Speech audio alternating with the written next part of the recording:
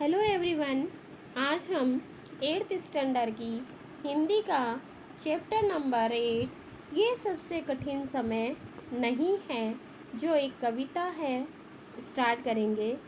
इस कविता में कवि जो है जया जादवनी, ये कवियत्री ने हमें ये समझाया है या हमें ये समझाने का प्रयास किया है कि हमारे सामने मुसीबत कितनी भी आ जाए, परेशानी कितनी भी आ जाए, लेकिन हमें हताश नहीं होना है, हमें निराश नहीं होना है या ऐसा नहीं सोचना है कि अब तो इतना बुरा समय आ गया, अब मैं कुछ नहीं कर सकता, मैं हार गया। अब ऐसा नहीं होगा। तो कवियत्री जो है वो हमें कविता में अलग अलग उदाहरणों के माध्यम से ये बताना चाहता ही है कि जब तक ये सब कुछ प्रकृति में है, दुनिया में है, ये सबसे कठिन समय नहीं हो सकता।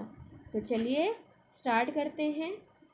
नहीं, ये सबसे कठिन समय नहीं है, अभी भी दबा है चिड़िया की चोंच में तिनका और वह उड़ने की तैयारी में है। कहने का मतलब कवियत्री ने सबसे पहला उदाहरण किसका दिया है? चिड़िया का दिया है, जो अपना घोंसला बनाने के लिए दूर दूर तक उड़कर जाती है और अपनी चोंच में तिनका दबा कर लाती है और अपना घरौंदा बनाती है।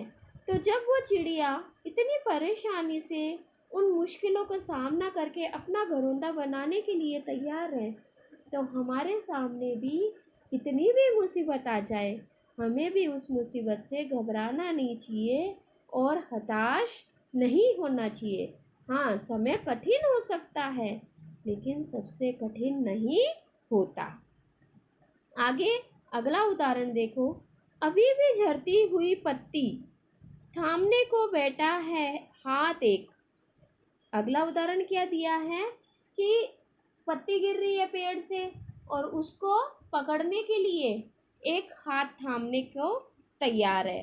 तो इससे हमें कवियत्री क्या समझाना चाहती है कि अभी भी मजबूर बेसहारा लोगों को सहारा देने के लिए, उनकी मजबूरी को दूर करने के लिए इस दुनिया में लोग हैं, ऐसे इंसान हैं जो उनको सहारा देते हैं। तो जब तक ये सब कुछ है तब तक सबसे कठिन समय नहीं आ सकता। अभी भी भीड़ है स्टेशन पर, अभी भी एक रेलगाड़ी जाती है गंतव्य तक जहाँ कोई कर रहा होगा प्रतीक्षा। तो देखो अगला उदाहरण दिया है कि स्टेशन पर रेलगाड़ी है, उस रेलगाड़ी में जाने के लिए लोग तैयार खड़े हैं और अपने अपने घर पर जाना चाहते हैं। तो इस रेलगाड़ी पर लोगों का विश्वास है कि हम इस पर बैठकर अपने गंतव्य तक यानी अपने स्थान तक पहुंच जाएंगे। तो इसके माध्यम से हमें हमारी ये कविता क्या समझा रही है कि हमें भी अभी भी किस पर, दूसरों पर विश्वास है, हमें लोगों पर विश्वास है, एक दूसरे की भावनाओं पर विश्वास है।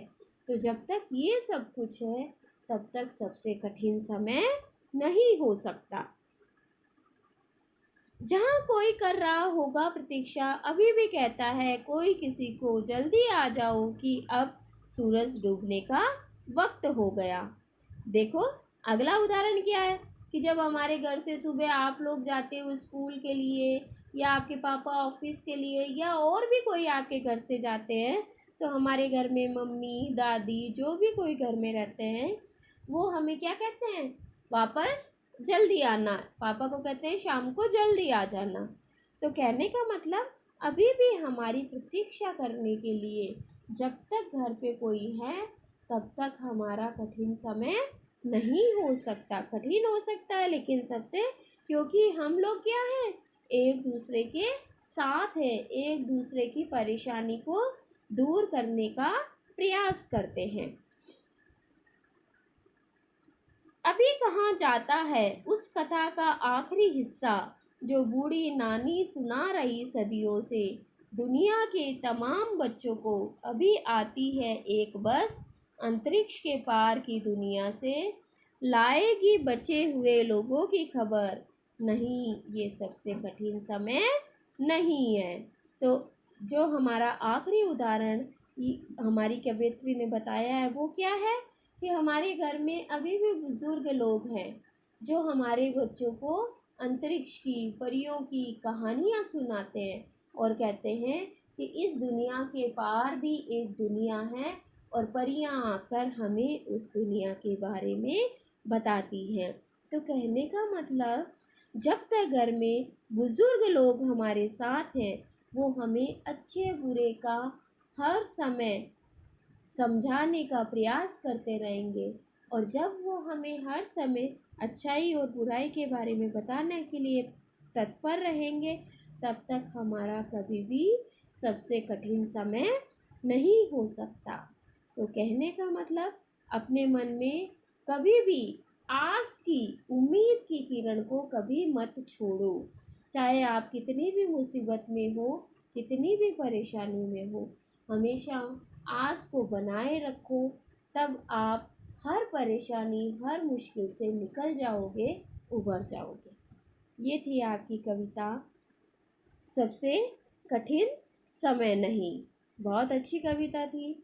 इससे हमें प्रेरणा मिलती है कि हमें हर मुश्किल का सामना डटकर करना चाहिए, कभी घबराना नहीं चाहिए, क्योंकि कोई भी परेशानी सबसे बड़ी नहीं हो सकती। Okay, good bye.